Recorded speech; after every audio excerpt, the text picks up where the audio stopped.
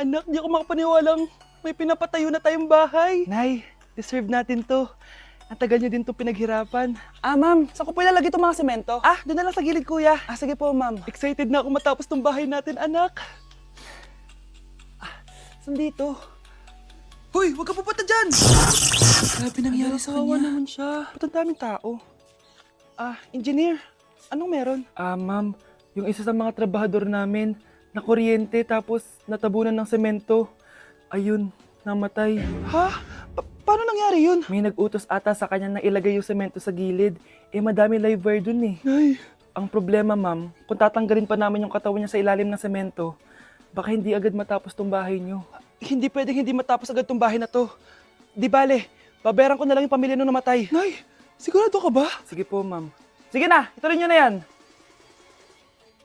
Congrats po, ma'am. Natapos din yung bahay niyo. Ang ganda, di ba? Wow, ang ganda. Maraming salamat, engineer. Una na po ako, ma'am. Anak, tara pasok na tayo. Wow, ang ganda ng loob. Nay, hindi talaga ako mapakali na may bangkay dito sa ilalim ng bahay natin. Huwag kang okay, anak. Kasalanan niya naman kung bakit siya namatay eh. Ay, matutulog na lang ako sa bago kong bahay. Wow, ang ganda ng kwarto ko. Ano yun? Kasalanan mo kung bakit ako namatay. Nay! Kinulong po ni nanay si Scarlett sa bodega. Anak? Anak! Walang iya talaga yung tita mo. Anak, sorry kung ngayon na ako nagpakita. Pinakulong kasi ako ng babaeng yan! Deserve mo makulong! Ikaw ang ikukulong namin dahil child abuse ang ginagawa mo. Ano? At hindi mo na din makukuha ang 50% ng mana. Hindi pwede! Nay, masaya ako na nandito ka na. At hindi na din tayo maghihirap dahil sa pamana ni tatay. Masaya din ako, anak. Siyempre kasama ka dito sa Manta.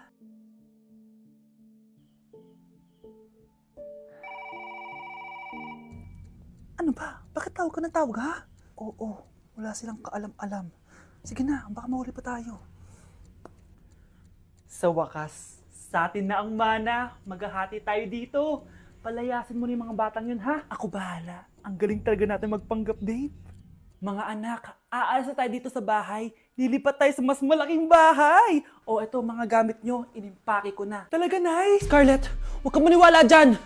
Nagpapanggap lang yung nanay mo! Samantha, ano yung mga pinagsasabi mo? Magjowa sila ni attorney. Sinet up nila tayo. Ganyan ba ang ugali mo, Samantha? Kaparehas ng nanay mong sinungaling? Samantha, ano ba? Kung ayaw mo sumama, edi wag. Sige, kung totoong anak mo talaga si Scarlett, saan at kailan mo siya ipinanganak? Ang dali naman yan. Edi sa Manila. Pinanganak ako sa ibang bansa. Hindi ikaw ang nanay ko. Ay, oo nga pala, sa ibang bansa pala. Sorry, nakalimutan ko. Ang dami namang drama. Total, nasa amin na ang mana. Umalis na kayong dalawa. Kung ayaw niyong pati kayo, ipakulong ko. Kung meron mang makukulong, kayong dalawa yon. Salamat sa pagtawag, Samantha. Inaaresto kita, attorney, sa kasong panloloko. Palpak ka talaga! Naisahan niyo ako ngayon, ha? Hindi pa ako tapos sa inyo. Talagang sinira mo yung sarili mo, attorney, para sa pera. At ang dami mo na palang naloko. Samantha, huwag na tayong maghiwalay, please. Oo, Scarlett. Dito lang ako palagi sa tabi mo. Kayong dalawa, mag-ingat kayo palagi, ha? Gamitin niyo na maayos sa pamana ng tatay niyo. Salamat po.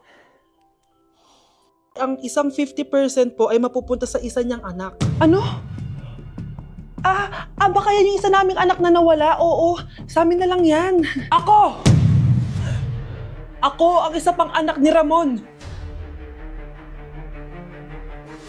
Oh, akala ko ba nawawala yung isang anak ni Ramon?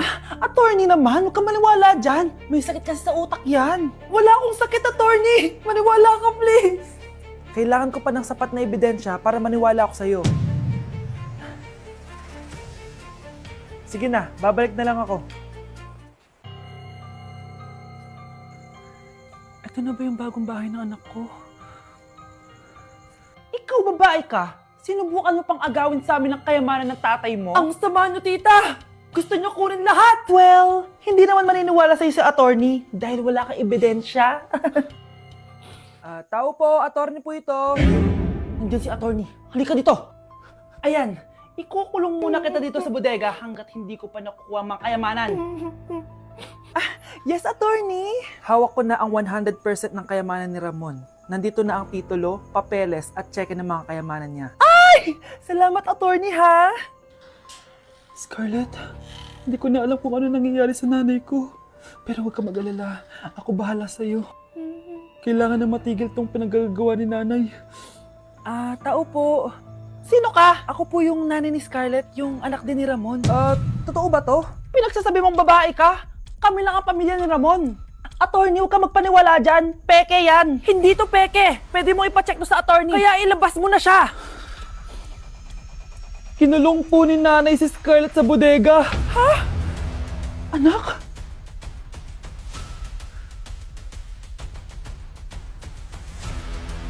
Nakikiramay po ako sa pagkawala ng asawa niyo. Masakit para sa amin ang pagkawala niya. Kailan pala namin makukuha yung mga ipapamana niya sa amin?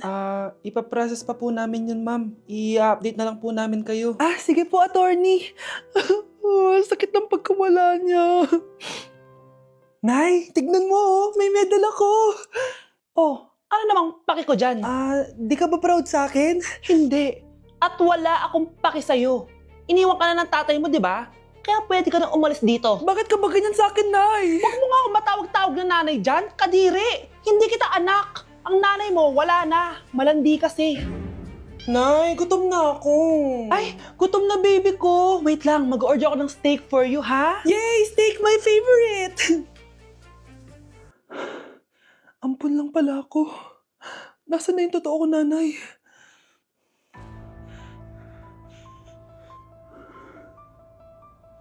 Tulog sila.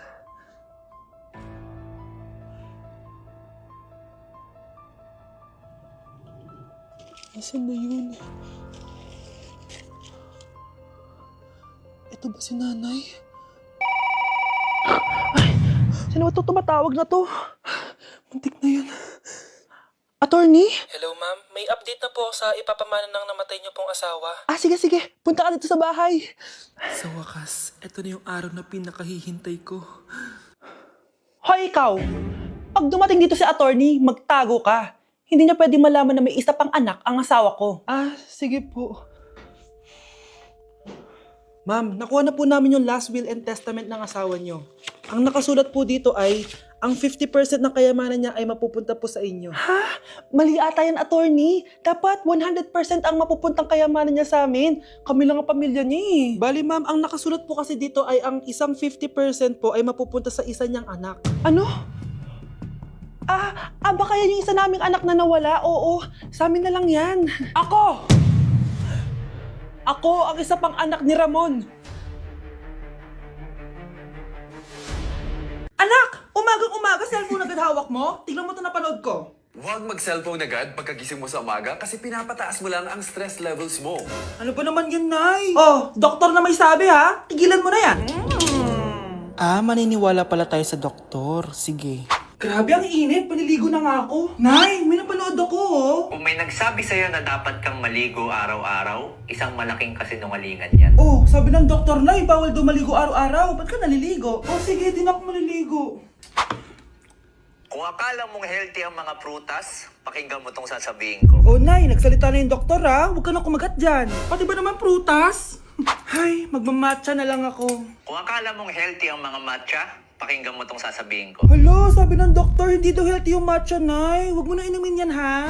Pati matcha bawal. Sinisira mo ang utak mo sa paggamit ng mga betchin.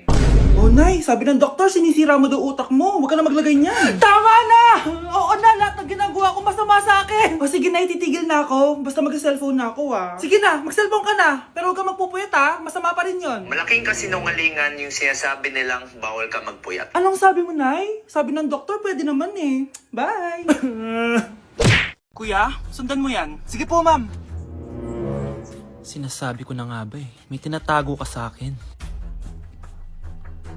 Ayan, kuya! Huminto ka dito! Maglolo ko ka na nga lang sa matanda pa. Hoy, bayad mo! Humanda ka talaga sa akin.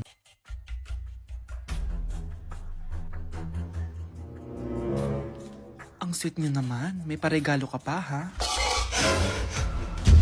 Ano yun? Scarlett? Anong ginagawa mo dito? Manloloko ka! Pinagpalit mo ako dito sa matandang pangit na to?